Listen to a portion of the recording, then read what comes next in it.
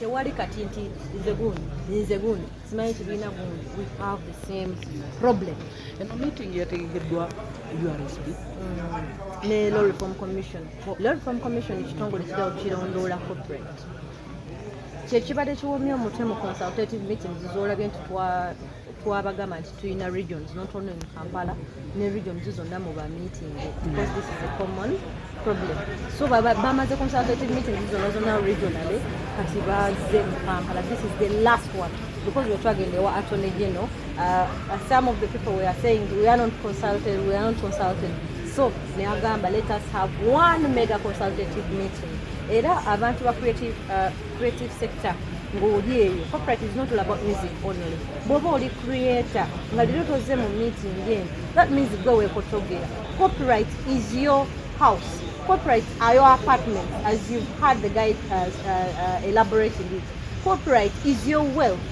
Your content is everything to you. It can bring everything very important to your life. So bobeerawo nga n'okirekera abalala nti byabagundi aba artists, ba creators, stop leaving your issues to other people.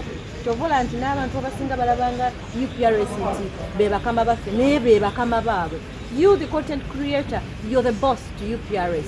Naye mwabaleka ne bakola bye baagala. Wasemba nga mugeze mu parliament atakitegedde this is the reply. Atakitegedde kitya? Oba atakitegedde kino baakoma abantu bonna naye abayimbi kati mutuuse mu parliament. So tusuubire reply ya parliament oba bayise mu kino byonna bigwerawo. Kati mu kino nga bw'olaba kino nti it's about all that. Ekintu kino results eziva mu kino zigenda kuweebwa Attorney General together with Dr.Hilderman to the private mover.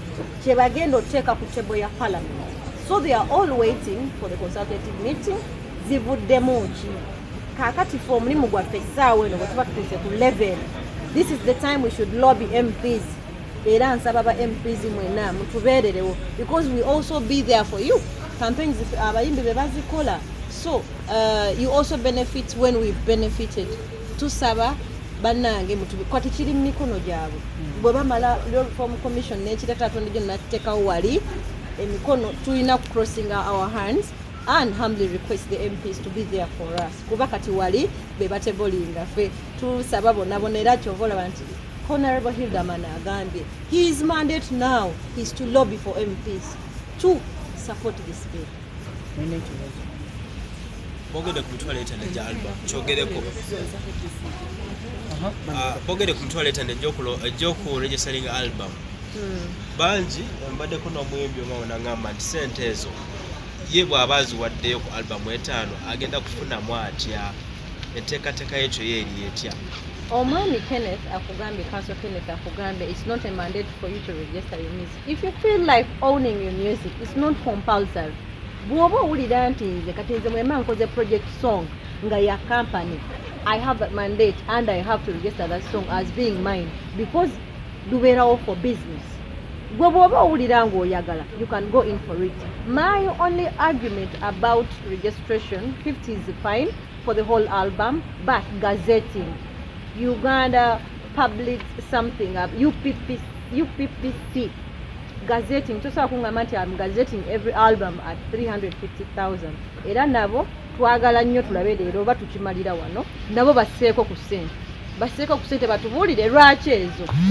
Because ojja kwesanga nga abaana bangi abaagala owning their music naye nga tasobola ssente ezo.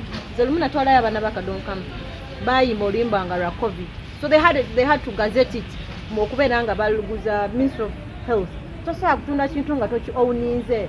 Remember that is your wealth. Property yonti yeno. This shows that it is mine in a certificate. So it is not mandatory for you to do it. But if you like it, you can go in for it. Neka chetwagala. Aba Uganda gazetting. Twagala bakendeze ku ssente ezo. Babere pocket friendly. Kano meeting esemba ekintu kiwe. Bulungi nnyo leero wano kiggwera wa. Ekintu kyembuuza kisembayo.